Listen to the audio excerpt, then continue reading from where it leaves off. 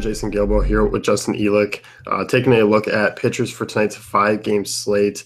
We got ourselves a Coors game, one that you probably want some exposure to. We were looking over FanDuel pricing and noticed someone who's priced as a pitcher and probably below Mike Trout. Yeah, I mean, I think he's behind quite a bit of guys tonight, actually. I mean, if you look at the most expensive hitters, obviously there's quite a few. I mean, you've got Arenado, Bryce Harper, another Coors pitcher who obviously you're not playing, and Charlie Blackmon, who are all more expensive than – and like a good starting pitcher. You know, Tyler Glasnow's one of the best prospects in all of baseball.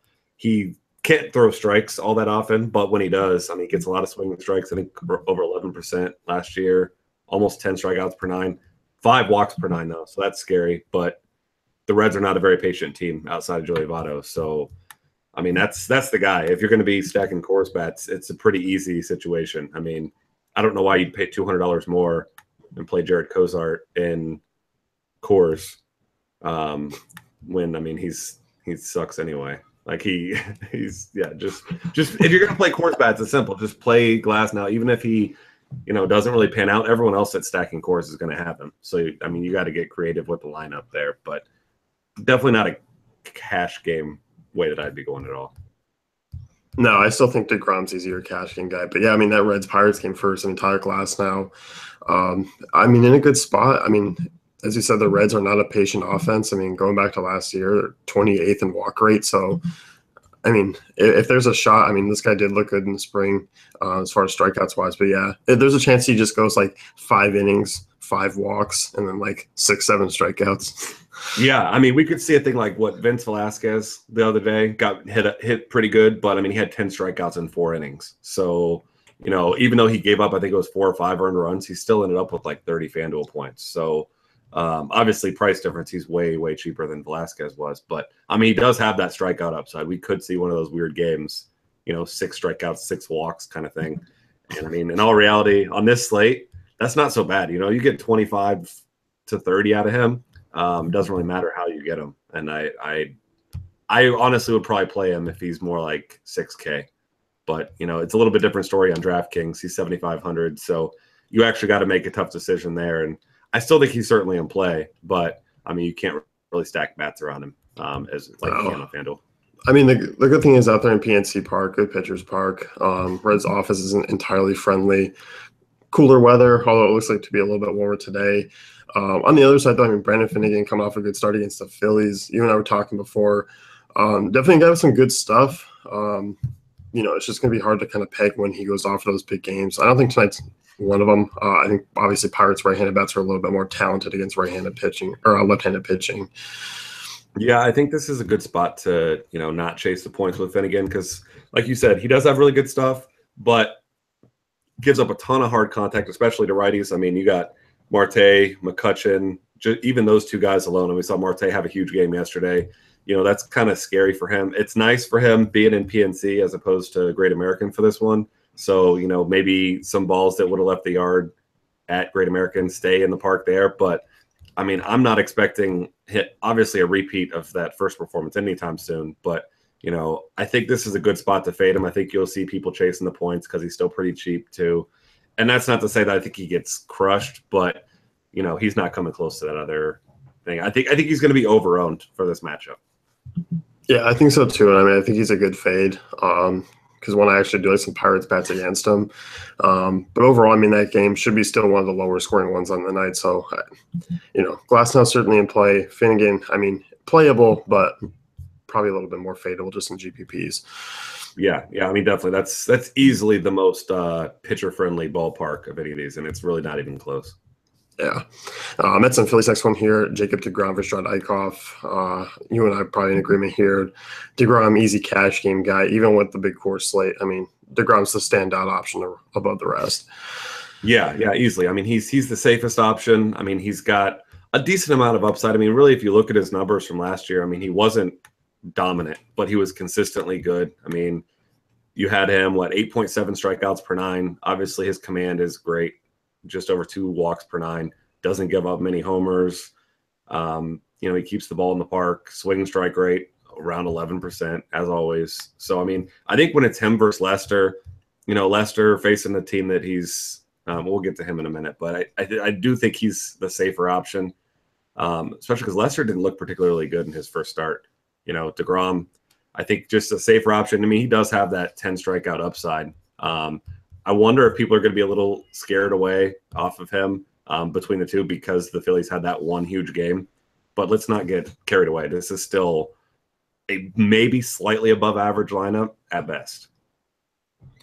Yeah, I mean, the Phillies lineup, I think, is going to be better this year than it was last year. I mean, we saw them knock around a couple of good pitchers here and there.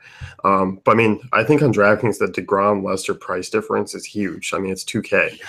Yeah, I mean, that's just about the easiest call ever on DraftKings. Yeah, FanDuel obviously a lot closer, but, I mean, DeGrom, even though he's on the road, I mean, Citizens Bank is a decent hitter's park, but obviously I don't see the Phillies really breaking out here. Mets minus 140 favorites, which I guess kind of seems like you want that a little bit bigger. I mean, hopefully that goes up as the day goes on, but it's still solid. Yeah, I mean, I think a lot of that is more due to the fact that Jared Eichhoff's actually a pretty good pitcher. I guess we can just scoot over to him now, but he as you know, if you've been following him at all, I mean, he's got good stuff, but he's got huge splits against lefties. That's kind of puts him in a really tough spot today because we potentially could see, 7 to 8 lefties in this Mets lineup, or lefties or switch hitters. So, he does get hit pretty hard by lefties. So it's a spot where you kind of want to take it easy on him. But honestly, for me, I think that the offenses in this game are kind of a fade. It's the only game where I really actually have some interest in both pitchers. Eichhoff's really good against righties. Like I said, he struggles against lefties, but he is pitching at home. And, I think he's going to be a safer option than what he kind of seems like on this slate. So certainly not a guy to play over DeGrom or Lester. But if you needed a second cash game option, I'm not opposed to going DeGrom and Eichhoff if you need to get creative there. Yeah, I like Eichhoff. I mean, a good spot. I mean, as you mentioned, the only real concern is basically his lefty numbers and facing the Mets lineup. But even then, I mean, the Mets lineup is just so on or off. I mean, and there's potential for some strikeouts here, especially with the back half of that lineup the way it is. Yeah, and I mean, if you think about their lefties, I mean, sure, there's a lot of them. Cabrera's been hitting well early, but I mean, you got some guys, Duda, Walker, Reyes, Granderson. I mean, all of these guys kind of aging players who, as we've seen plenty of times, just kind of disappear, even in decent matchups. So I think he's in a better spot than what it looks like. It's kind of scary to see him against all those lefties, but I do think he's probably like my third favorite option at pitcher tonight. Yeah, definitely don't mind him at all. St. Louis and Washington, Tanner Roark versus Adam Wainwright. In Washington, we'll talk about Wainwright first. Looked good in his first start. I think this guy at this point in his career is going to have to just basically use his secondary pitches and basically be around the strike zone and kind of limit damage. I think that's probably what we're going to see from Wainwright here on out. I mean, if he's doctoring up the curveball like he was last time out, though, he does actually have some reasonable strikeout upside. Yeah, I mean, he's like you said, he used to be one of the better pitchers in all of baseball. But I mean, as a Adam Wainwright hater, mostly because of how good he was, I don't think I'll play him at all this year. I mean, he was horrible against lefties last year. 361 WOBA, 11 homers in 83 innings. And then you look on the other side, obviously, if you're a guy who struggles against lefties, you got Bryce Harper, Daniel Murphy right at the top of that order. I mean, even if we don't see Trey Turner, which I doubt we will today, right? He sat out last game. They said he's probably not going to miss extended time, but either way, I mean, obviously he being a right-hander, but even just Murphy and Harper, I mean, those guys can ruin your day in a hurry. So I think this is an easy fade for Wainwright. There might be some spots for me to target him, but it's not going to be this one. Yeah, I mean, Wainwright really struggled on the road last year, which is an issue going into Washington. Not that Washington's a great, hitter's park, but you still look at Wainwright, I mean, facing those lefties, even missing Trey Turner. I mean, this is still a really good lineup. So, yeah, Wainwright not in play for me tonight as well. But I will pick and kind of choose my spots going forward. Yeah, and I think Roark's in a decent spot here. This St. Louis offense is one that we keep expecting him to be good. They've got a bunch of, younger talent, Like Diaz obviously had that monster game a couple days ago, but and Matt Carpenter really struggled in the second half of last year. Really hasn't got it going so far this year. I'm not worried that he won't eventually. I'm sure he will, but the rest of these guys don't really worry me. You got Krychuk's got power, but he's not a consistently good hitter. You've got Stephen Piscotty, who's dealing with an injury. He's not doing anything so far this year either. So it's one of those offenses that we expect to be better, but there's nobody you really have to get around in that lineup. And Roark limits hard contact, keeps the ball on the ground. So, I think he's a pretty safe option here. I don't expect big upside. He doesn't miss a ton of bats, but I think he's a pretty safe option here. Yeah, Rourke's always one of those guys who you're going to get good innings out of. Always a great chance to pick up a quality starting to win. Yeah, as you said, the Cardinals' offense, I'm really not impressed. And for one, Johnny Peralta, Yadier Molina hitting fourth and fifth. Against a lefty, I can see that being a little bit more dangerous. But even then, that's a stretch. I just don't think against right-handed pitching, you're really worried about basically past the third hitter for me.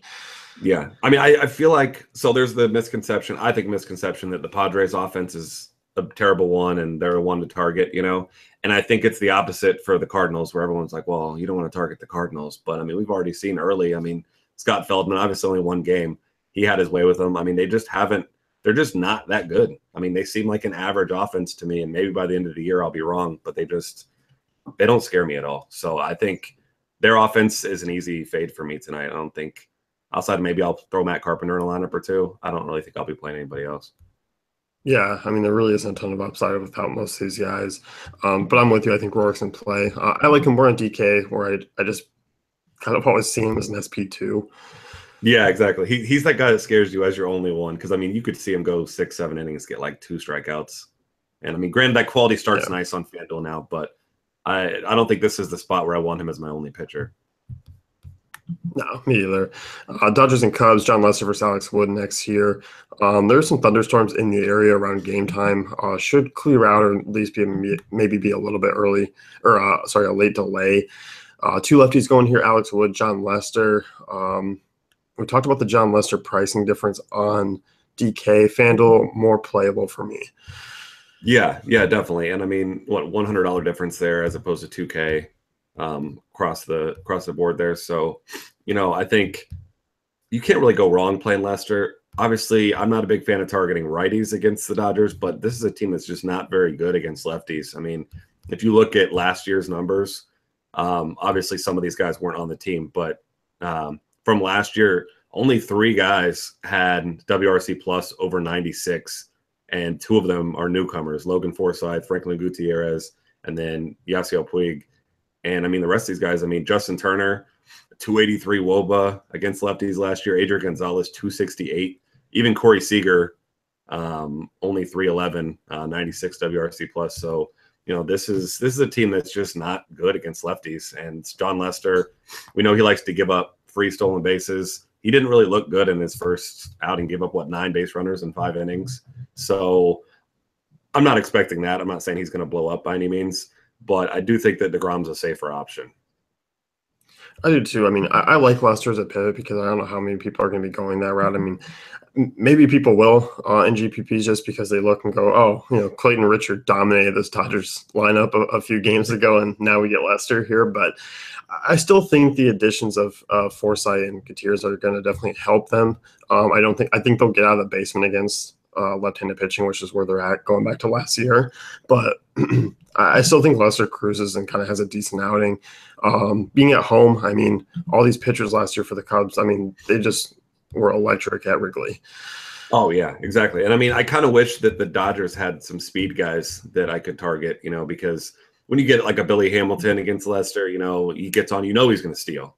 He's going to go, and he's going to steal at least 1, if not 12 bases against him every time he's on. So, but you look at the Dodgers team, there's not a single guy you look at and you say, this guy's going to be, has stolen base upside. Really nobody. I guess everybody kind of has some upside stolen bases against Lester, because you look him right in the face and stand in between first and second, and he still won't throw to first, which is just, it's the most frustrating thing in all of baseball. I don't understand it. It's the stupidest thing. But yeah, I still think he's good option. I think he does have really big upside here. But I think cash games, I'm definitely still going DeGrom. Yeah, I am too. And Wood on the other side, this has been a guy who's just been all over the map in his career.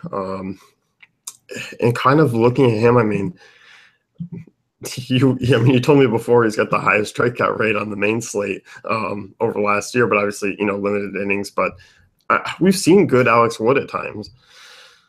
Yeah, I just, man, he's one of those guys. I feel like he's been around forever. He's 26. I feel like he's been around forever.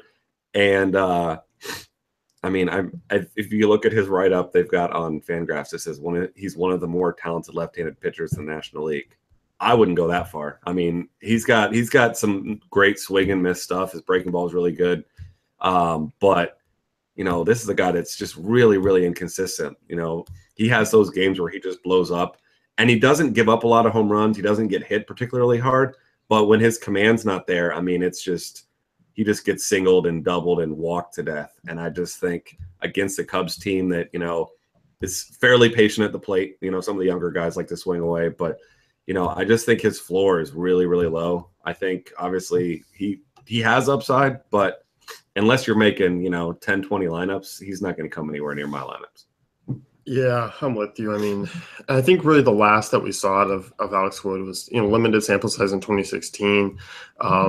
For the most part, I mean, in his Braves year, he did pretty well. And there's always kind of that theory where Braves pitchers kind of had the advantage because of that batter's eye out in Turner Field, which kind of helped a lot of them. So I think that was kind of the similar case with Wood. He did struggle a little bit with lefties in 2016, which kind of worries me somewhat because you like your lefties to be dominant against left-handers, especially when you have guys like, Rizzo in the middle of it. Yeah. I mean, it's such an interesting spot for him because, like I said, I don't really like him as a pitcher. I think he's above average. He does have good stuff, but I mean, he only made 10 starts last year. He had a 13 strikeout game, a 9, but then he had 1, 3, 3. So the upside's certainly there if you want to take the risk, but I'm not sure this is the spot where I'll be doing it. Yeah, I don't know. I mean, I might have a share just to make multiple lineups to be contrarian, but that's at the most. I keep wanting to talk myself into it. Maybe I'll end up with one. Maybe one. Do it. Fine. One, just for you. San Diego, Colorado, Tyler Chatwood versus Jared Cozart. Even with the Padres offense being as bad as it is, Tyler Chatwood's not a guy that I want to roster in Coors. No, I mean,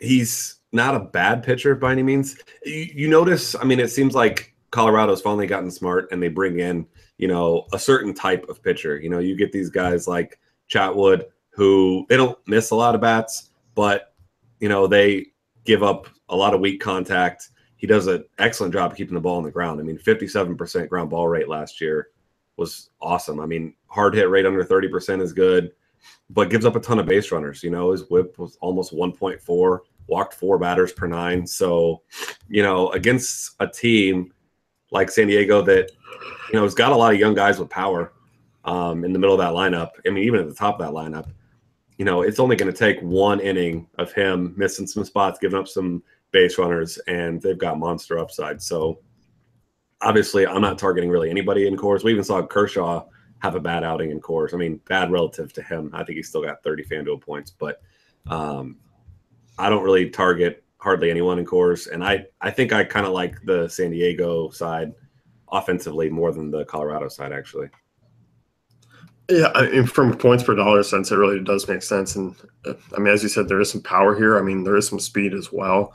So I do think San Diego's in play. So yeah, I'm pretty much off Chatwood and Jared Cozart getting a spot start here for San Diego. Yeah, no thanks. No, I mean, Cozart's a similar pitcher to Chatwood in that way where, he does a pretty good job of keeping the ball on the ground.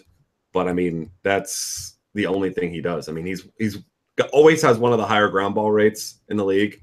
I mean, 60.9 last year. Another guy doesn't give up a lot of hard contact, but I mean, he gave up a ton of walks and a ton of base runners. I mean, his walk rate was higher than his strikeout rate last year.